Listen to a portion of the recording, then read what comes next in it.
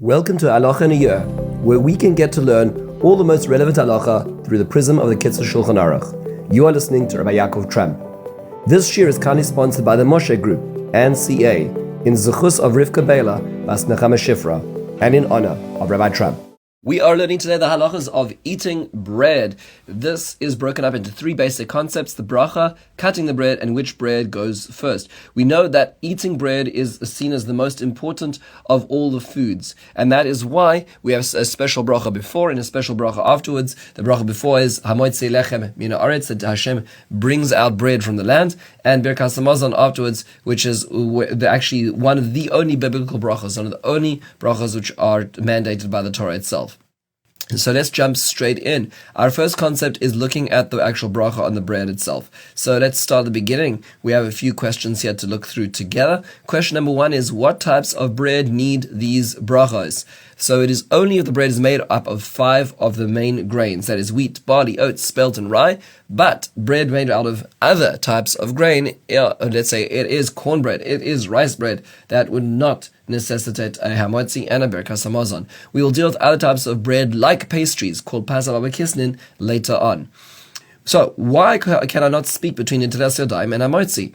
So, the Gemara says there are 3 techifos, which means 3 connections which have to be immediate. One is takef l'netila bracha, between the washing of one's hands there needs to be a bracha, and some understand this to mean that this is Netilas Yadayim and birkas hamotzi, so one should not make a break. Can I answer amen during that time? The answer is yes, just not between the washing and drying, which would be considered a break between the bracha and of the washing and the finishing of the washing.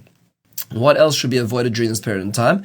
So one should avoid walking from one house to another house, or taking a break longer than the amount of time it takes to walk 22 amos, which is about 12 seconds. Wait a second, but what if I'm at a big meal? There's 27 people at the table and they're all washing and I washed first. So how does that work precisely?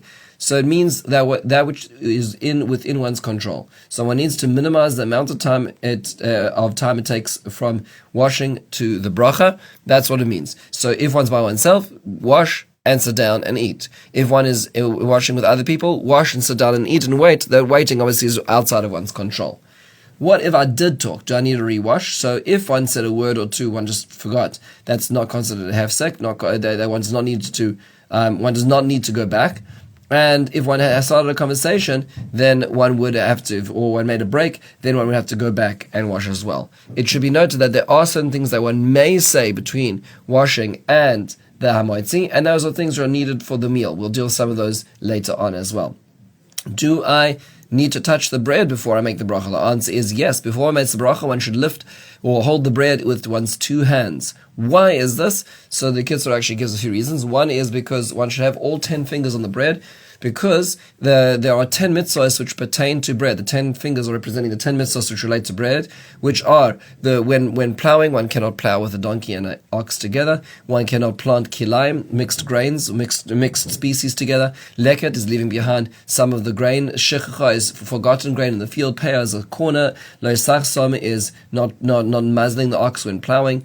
Truma giving the part to the kohen, Ma'aser Rishon giving the tithe to the Levi, Ma'aser Sheni giving the tithe which is one eats in Yerushalayim, and Challah and separating Challah. These are 10 mitzvahs which are related to it, so we represent those by the 10 fingers we place on the bread as well. There are also 10 words in the birkas hamotzi. Baruch atah Hashem Elokeinu melech haolam, hamotzi lechem min haaretz. There's 10 words to reflect those 10 mitzvahs, and which is also reflected in the 10 fingers.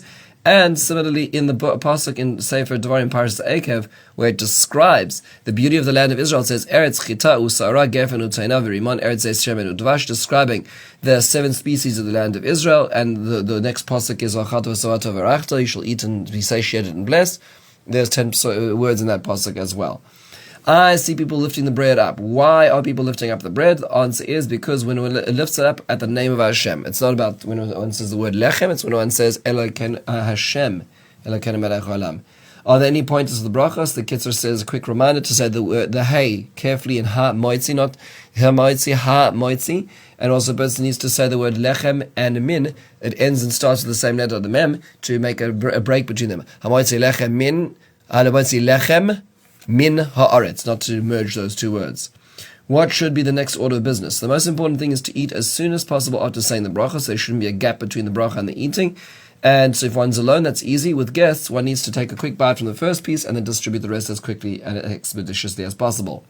What is this business about salt on the table? So the Kitzur points out the salt should be on the table because the table is considered like a mizbech, and the halacha is that b'kol komanecha melach timlach, you need to have salt on all of your sacrifices, and so there is salt on the table as well.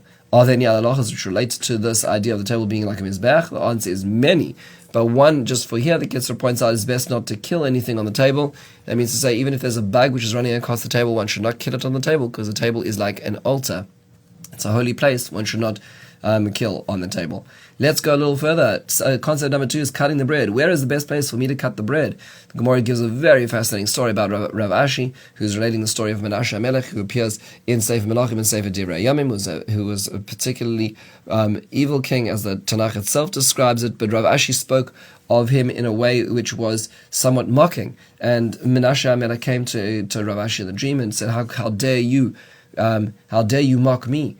If you lived at our time when there was such an urge to Avodah Zarah, you would be lifting the skirt tails of your robe to run to Avodah Zarah, Rav Ashi. And Rav Ashi says, and he embarrassed Rav Ashi by asking him a question about where do you cut the bread. Rav Ashi didn't know where the cutting would be. And what's fascinating about that is that we know that the best place to cut the bread is where the ovens bake it the hardest. So where is that? So in the older days, it used to be that the ovens were fire ovens, and the heat was not necessarily the same across. The oven, the doughs are also less refined, so there'd be one place, like on the top, on the one side would be the place where it was most well baked, and that would be usually the top side, which would be where it's cut. Today, a lot of the breads that we're having are certainly not home baked, and they are made in machines which are uniformly heated, and therefore there's less of this particular place that they had the expertise about knowing about in the previous years. However, obviously the top is more baked than the bottom, just darker, harder, and therefore that's certainly the place one should cut it from, is anywhere on the top. What about an elderly person who cannot chew the hard area? So if that's the case, they should cut the softer area. What's this business with cutting the bread a little bit before the bracha? I see people like doing a little incision. So the truth is that there's an importance of making as least amount of time of break between saying the bracha and eating. So if one has a very tough bread, which most breads were like, not the soft bakery goods that we get today, but the breads were baked and they were tough on the top, so it'd be better to start the cut beforehand to minimize the amount of time afterwards to cut later on as well. And so obviously if a person makes an incision on the bread and cannot find that incision is looking and wasting time, then one is clearly that you've lost everything you do with this, everything you want to achieve. Why not just slice the bread before the bracha altogether? That makes it much simpler. So the answer is because one of the important things is to say bracha on a shalem, on a full piece of bread. And therefore one has to be careful about this, not to cut it fully. Is this true about Shabbos and the weekday? The answer is both. Most of the halachas we're learning over here are both applicable to weekday eating of bread and Shabbos eating of bread. Just over here, by Shabbos, one has to be especially careful not to make an incision which could separate the two parts of the bread, because then one would lose shalem, and there's a mitzvah of having lechem mishneh, which is shalem on Shabbos as well. Okay, how big should I cut the pieces for my bread? So if I'm eating alone, then they should not be too small because it looks like I'm a stingy person. Should not be too big like a door wedge because it looks like I'm a greedy person. But on Shabbos, one can cut bigger pieces, so that ensuring that every guest that one is cutting for is going to get at least a kazayas as well. Similarly, on Shabbos, even if I'm by myself, I'm allowed to cut a piece big enough that I'll be able to eat throughout the course of the meal, and it won't look like I'm being greedy, because that's just the way I eat on Shabbos, more berevach, with more space as well. If I have bread from Hamoitzi and I have other bread, which is, let's say, from last night or from another time, which is there any precedence which one I eat? The answer is yes. The bread that you just made the bracha on Hamoitzi on, one should show the extra alacrity and dearness of the mitzvah by eating it first. What other honor should I treat the bread without Seder Hamoitzi with? So the Kitzur says it is best not to offer it to a non-Jew. It's also best not to offer it to a pet in one's house. If one said the bracha, there's a certain holiness that one keeps with that bread as well. How do I pass the bread? So it's important not to throw bread. That's disrespectful. And it's also important not to pass bread into somebody else's hand. That's why many people have a bread basket or they have a bread plate that they send around, and it's best not to pass into their hand. That's because that is an act which is done by Avelim, and one does not want to replicate this in this circumstance. Finally, we're going to look at one last concept, and that's the concept of which bread goes first. And we know that the mitzvah is to make the bracha on the most important bread first. We'll see some applications of this. So let's say I have a shalom and a chaticha, a full piece and a broken piece. Which one goes first? The full piece always goes first. What happens if the chaticha, the broken piece, is half a loaf of bread and it's bigger than the roll that I have? So that it's still the shalom goes first. The roll is still complete and is seen as a higher level. What if the shalom was a lower grade of flour? So let's say it was spelt roll and it was a wheat loaf, which is cut. So then in this case, we go up to the finer level of flour, which would be the piece which is made out of wheat. Unless, of course, the shalom is barley and the chaticha is wheat. So then both of these are mentioned in the pasuk. Eretz chita u'sa'ora. So barley and wheat are mentioned, and then in this case, a person should say bracha on both. That would be a broken piece of wheat bread and a full barley bread. One should say the bracha on both and cut both. If they're both full, or both pieces, and they're both the same type of grain, is there any other triage? The answer is yes. Refined flour goes before the coarser flour, and bigger pieces go before smaller pieces, or bigger shaloms go before smaller shaloms. If I don't keep Pas Yisrael, but I have in front of me equal in all other ways, a Pas Yisrael loaf and a Pas Yaakov loaf, which is their precedence, the answer is yes. Even if you don't keep Pas Yisrael, there certainly is more value to having the Pas Yisrael, so one should have the Pas Yisrael and then say the bracha on it as well. What if the Pas Yisrael is less refined than the Pas Akum, than the non-kosher, the non-Jewish cooked bread?